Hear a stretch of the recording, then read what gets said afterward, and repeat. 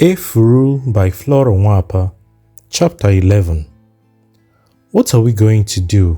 Nwosu asked his wife one night. Do about what? Nwabata replied very rudely. About going to the farm this year. Nwosu replied, taking no notice of his wife's apparent rudeness. We shall do nothing. We are going to starve, that's all. Nwosu said nothing. He thought for a while, wanted to say something, thought again, and preferred not to say it. What can a woman do? You say every day. In the end, a woman does something, and even then, you still look down on women. But listen to me, my wife. You don't understand, and what? Nwabata almost shouted. And what? I told you, didn't I? I told you not to take that title, didn't I? After the sale of those miserable-looking yams, I told you to take some money to Efuru, however small. You prefer to take a title. Now there is no money to clear the farm, let alone to buy the yams for planting. What do you want me to understand? To understand that it is better to take a title than to starve? Is that what you want me to understand? She hissed. It was like the hissing of a snake. Then she turned her face to the wall and covered herself up. She did not go to sleep. How was sleep possible that night? Woman, you are so unreasonable. How many times have I heard this? You know why I took the title. You know how much I was humiliated by the members of my age group who took titles. You yourself were in support of it at the time. I consulted you. Why are you talking now as if I took it without your consent? You did not consult me. You are lying. That's how you lie against me all the time. You had made up your mind before you told me about it, and I could not stop you. And let me tell you, I'm not going to pawn my children again. I would rather starve with them than do that. We have pawned our first daughter already. If you have scraped your eyebrows, I have not scraped mine. I will not go to Efuru either. She is a woman like myself, and therefore, I will find it more difficult to go down on my bended knees and beg for more money when we have not paid the debts we owe her. And mind you, we are already so much indebted to her. She sent you to hospital and was responsible for your bills there. My wife, this is not the way to solve the problem. Let's put our heads together and decide on what to do. This is not the time to blame me. You always blame me when things go wrong. You make me blame you. You think that you know everything when you know nothing. So there is nothing I can do. What can a woman do after all? I have one pound which I changed into paper money. It is the only money I have. I shall use it to trade in cassava. Our second daughter will look after the children and Idika will go with me. And where do I fit in? Nwosu asked. You fit in nowhere. I warned you not to take that title. You took it because some members of your age group laughed at you. Are you richer now that you have taken the title? Is it a sin to be poor? Are the members of your age group who laughed at you your chi? Have they no poor people in their families? Nwosu saw that this would lead them nowhere. He appealed to his wife to see reason, and when it was all in vain, he fell asleep. When Nwabata saw that her husband was asleep, she was furious. Her first impulse was to wake him up to watch the night with her, but her good sense prevailed and she allowed him to sleep. Her life with Nwosu had never been different from what it was that night. Most of the time, they were so poor that they nearly starved, but miraculously enough, they had nearly always managed to solve their financial problems. This was the 15th year of her married life, and when she looked back on those years, she saw that they made up one long suffering. She could not attribute their poverty to laziness. Her husband was not lazy. It was their chi that was responsible. Her husband had worked very hard in his farm, and she too had contributed in her small way. But they were always in want. The sense of insecurity had aged her a great deal. But then, what could she do? Her husband was good to her. He had never beaten her. In fact, he had never been deliberately unkind to her. Her husband had no other wife, and her mother-in-law was dead years ago, so nobody molested her. What molested her was poverty. Looking back on those 15 years of her married life, she saw her husband in his youth when he was courting her. He had been a handsome man and she had loved him. She did not go to farm with her parents, but remained at home with her aunt who traded in palm oil. She and other of her age group went to the beach to collect oil. They made quite some money out of this, and she was able in those early days to buy clothes for herself and to look as beautiful as other girls of her age who collected oil from the beach. Nwabata's eldest brother objected to Nwosu marrying his sister for no reason at all, or for reasons known only to himself. Nwabata was angry and threatened to elope if her brother did not see reason. Nwosu came to see her one moonlight night. Nwabata's brother, together with his gang, waylaid him, beat him up, and tore his loincloth into pieces. This loincloth had been bought by Nwabata. Nwabata wept when she learnt of this. She had an open quarrel with her brother. She told her brother in no uncertain terms that if he tore Nwosu's loincloth 20 times, she was going to replace it 20 times. In the end, she had her way and married Nwosu. That was the beginning of her suffering. She had to go to the farm with him, and she had to learn the hard way. She was able to endure it because of the tremendous love she had for her husband and her children. Surprisingly enough, the following evening, husband and wife found themselves going to Efuru's house. Efuru was in. As usual, Ogie brought cola for her parents and took her little brother to the kitchen. "So these are your eyes?" Efuru asked Ogie's parents after the cola. "You have not done well. Evil is not good. Since you returned from the hospital, Nwosu, this is the second time I am setting my eyes on you. Did I quarrel with you? Did you hear I said anything behind your back? Why do you behave so childishly? And Nwabata, you have not done well. You have the greater blame. You should correct your husband, for what do they know after all? What you have done is not good at all. And right, I have said what I had in mind, and everything is cleared from my mind. Welcome again. Ogie, bring Idika to me." Ogie brought the baby. "You have grown, my child. Children grow so rapidly." "He is laughing. Laugh again, my child." "Ewo, there is no tooth in your mouth. How old is he?" 4 months. 4 months? That's too early. He cannot have his teeth now. If he has his teeth at this time, it won't trouble him though. No, let's see. Those are 2 teeth I'm seeing. That's right. Did you see them, Ogie?" Ogie shook her head and laughed mischievously. "You have seen the child's teeth first. You owe him. You have to give him something for seeing his teeth first," Ogie said, still laughing. "There you are. You saw the tooth first. I know how observant you are. You owe your brother, not me," Ogie continued to laugh. "Never mind, I shall do it for you," Efuru continued. "When your parents are going, give them one of the fowls in the kitchen to cook for Idika." No, that's not it. That's not how it is done. We won't take it," Nwosu and Nwabata protested. "That's how and what is done. I saw the child's teeth first, and I must gift him something. So our fathers did in their days. A fowl is nothing," Efuru added. A fowl cost nothing in fact. Since she worshipped the woman of the lake, she had to sacrifice a fowl every Oride, so she kept fowls. It was cheaper for her to do so. "Did you hear of a baby born with 2 teeth in his mouth?" Nwabata asked. "Ewo!" exclaimed Efuru. "The baby was born in the farm just after the planting season, a big baby boy. It was the first baby boy of the mother. She had 3 girls previously.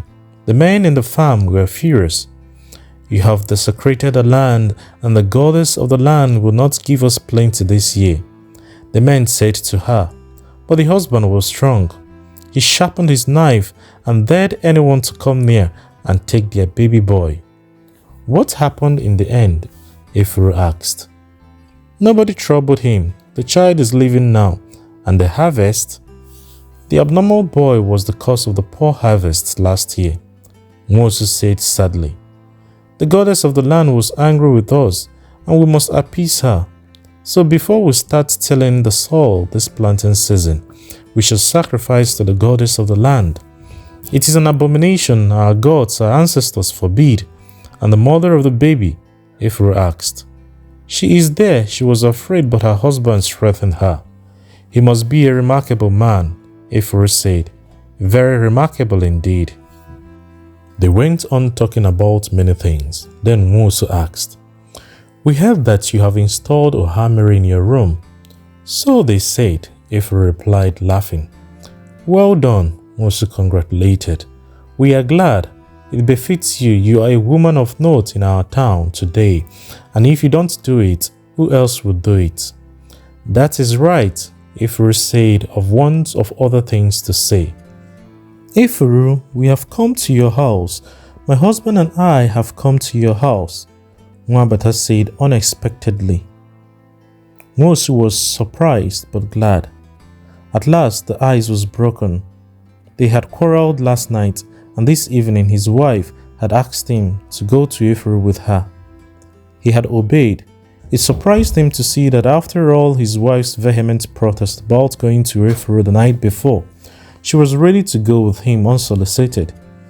He attributed this again to the unpredictable nature of women.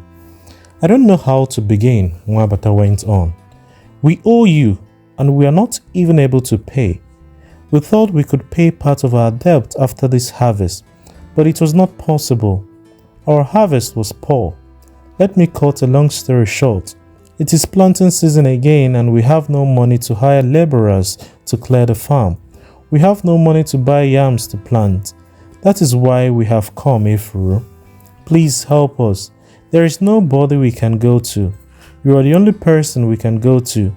You know us well and our nakedness. Efuru shook her head and hissed. You don't know the value of goodness, she said sternly. Poverty does not affect the reasoning power or the innate goodness in human beings. Poor people do not behave foolishly. I gave you money last year without interest. You harvested your yams and did not bring me yams. You did not even come to tell me that you had sold your yams and could not pay me. Nwosu, you were ill and I sent you to the hospital. I paid for everything. When you returned, you disappeared. What I heard next was that you had taken a title. It is planting season and you have come to me hoping to get some money. Have I a tree that bears money as its fruits? Am I not a human being? Am I not free to be angry when I am provoked? Ogie's parents, you have not done well. Put yourself in my position and see whether you would be pleased if someone did this to you. It is because of Ogie that I have the patience at all to listen to you. I am fond of her, otherwise I would not have listened to you. How much do you want? Efuru asked to the surprise of Ogie's parents. They had thought that after scolding them, she would send them away empty-handed. Nwosu looked at his wife, but she was not helpful. Whatever you give us, we shall take, Nwosu said. Will £10 be enough for you then? Efuru asked. Yes, £10 will be enough for us. All right. It is late now and my husband is not at home. When he returns, I shall tell him. So come on Nkwo evening. Nwosu and Nwabata went home. Husband and wife slept soundly that night. After a short time, Nona was seen coming from the gate of the compound. She was apparently sad. All day she had been muttering volcanically to herself. She had on 2 wrappers, one round her waist and the other round her chest. She greeted Efuru in a sad voice and sat down. What brings you here this night? Is it well? For an answer, Nona began to weep. Why are you weeping? Please don't weep in my house this night. What is the matter? Nona wiped her eyes and said, Efuru, my daughter, I don't know what to do. Tears filled her eyes again and she wiped her face with one of her wrapper and continued, I don't know what to do. Every day I go to ferry people across the lake. I come home with 1 shilling and some good days with 1 shilling and 6 pence. I put the money in a cigarette tin and put it in my box. Yesterday I came home with only 9 pence. It rained heavily and so we did not have passengers to ferry. I looked for the bus but it was gone. I ransacked everything in my house but it was nowhere to be found. My world is bad. My chi does not take care of me. My chi has left me. I have been saving this money with the hope that I can use it in buying an old canoe next year. And now the money is gone. A thief has stolen everything. Our ancestors, please visit that thief. See that nothing good comes his way. See that a sudden death meets him on the way. See that he is inflicted with a white disease. See that money. That will do, Efuru said quietly but firmly. Wipe your eyes. How much was in the tin? 15 shillings, 6 pence and half penny. Ogia, bring me that small box near my bed. Ogia brought the tin. Efuru opened it and brought out 16 shillings. You take this, but if you want me to keep it for you, I shall do, so it is all yours. Whoa, my daughter, how can I thank you? Adanwashika Ogene, how am I to thank you for this? Thank you, my daughter, thank you. Ogia, please thank her for me, Wanonako, Mbona, my daughter. She took the money and went away. If you continue giving people money in this way, they will take advantage of your generosity and worry you all the more. I know it very well, but what can one do? It is difficult to deny these people anything. Come, Ogia, unroll the mat. I want to go to bed now. What is keeping Eneberi from coming home again this night? The night is deep and people have gone to bed. He said he was going for a dance and some drinks. So he said, I'm sure they are not dancing and drinking now. Efuru then went to bed. She had not been asleep long when she heard a knock on her door. She got up quickly and opened the door. Gilbert was standing at the door. He was not drunk, but his mouth smelled of homemade gin and cigarettes. Efuru hated the smell of homemade gin and cigarettes. It made her sick. If Gilbert was drunk that night, she would have simply shut her door and refused him entry. I am sorry I could not come home in time. We went to drink in Okorafor's house. One of our age group's child died, and we went to cheer him up. So Okorafor, our group leader, invited us to his house for drinks. We started dancing there.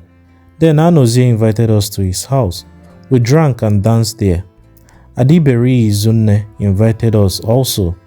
And there we met our age group women's branch.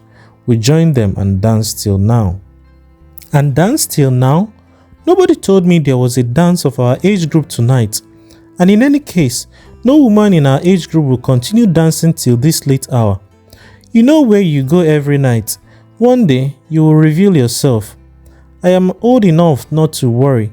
Do you still want to have your supper? Of course, yes, I am very hungry. I thought you were giving food where you went. No, my wife, I was not giving food there. You know I enjoy your food very much, so I always look forward to eating your food. None of the women of our age group can cook half as well as you, so I consider myself lucky in being your husband. Efuru laughed aloud. What woman was not susceptible to flattery, especially if it comes from a man she loves?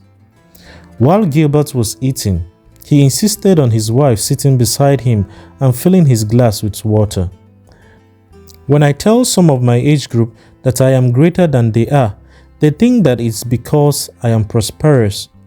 They don't know that it is because I am blessed with a good wife. My wife, this soup is very delicious. It is like the one you cooked for me when I was cutting you, and Efuru laughed loud and long. The difference is that you did not kill the fish, she said, still laughing. Gilbert went on eating. When he finished, he washed his hands and relaxed in his chair. By the time Efuru finished clearing the plates, he was asleep. Eneberi, Eneberi, Efuru called, but there was no answer. That is what you do every night. You come home late, eat and sleep. You and your wife cannot sit down like husband and wife to discuss important things that affect us. Tomorrow morning you go off and I don't see you again till night. She sat down beside her husband. She was soon asleep. The cock crew and she got up to start the day's work. She was surprised to see herself in her husband's bedroom. She did not remember going there last night. She looked for the small hurricane lamp under the bed and lit it. The day has not broken, Gilbert said sleepily. The cock has crowed. Has it? You are very light, you know, and a heavy sleeper too. So you carried me to the room last night? Yes, I did. What is today? Nkwo. Tomorrow I shall go to the great river to buy some fish and crawfish. Eneberi, I am thinking of getting a wife for you. Why? Gilbert asked, surprised. You know why. This is the 4th year of our marriage and I have not had any issue for you. We have lived happily these 4 years and I am worried. If we get another wife, a young girl, she will have children for you and I will love the children because they are your own children. I may not like your choice, Gilbert said. That is no problem. You are going to be shown several girls and you are to make your choice. I don't quite like this arrangement. I don't care whether I have a child or not. And, no, please, be frank. You do care. Don't feel for me. All men care for children. If you don't like the method I want to use, say so. Perhaps you want to leave it entirely in your own hands? Not exactly that. Well, if you want it that way, I won't insist. But see my mother about it. Yes, I shall see your mother about it. She's going to help too. All right, it is settled then. Let's go to the stream. I like them, one woman said as Gilbert and Efuru were leaving the stream. When two people live like that, then the world is worth living in, another added. What do you admire in the lives of those two? Omerima asked contemptuously. Do you know what they went through last night? Don't be carried away by the fact that they come to the stream together and swim and play in the deep. You are right, one of the women said. Have they children? Another asked. Children? You don't pluck children from a tree, you know. You don't fight for them either. Money cannot buy them. Happiness cannot give you children. Children indeed, they have no children. What is he doing, foolish man? He sits down there and refuses to do anything. He doesn't see young girls all over the place to take one as a wife. It is their business, not mine. Hasn't the young man a mother? One of the women asked. I went to the mother the other day. I said to her, did Efuru give you medicine that you have lost your senses? You see your only son married to a woman who is barren. This is the 4th year of the marriage, and you sit down and hope.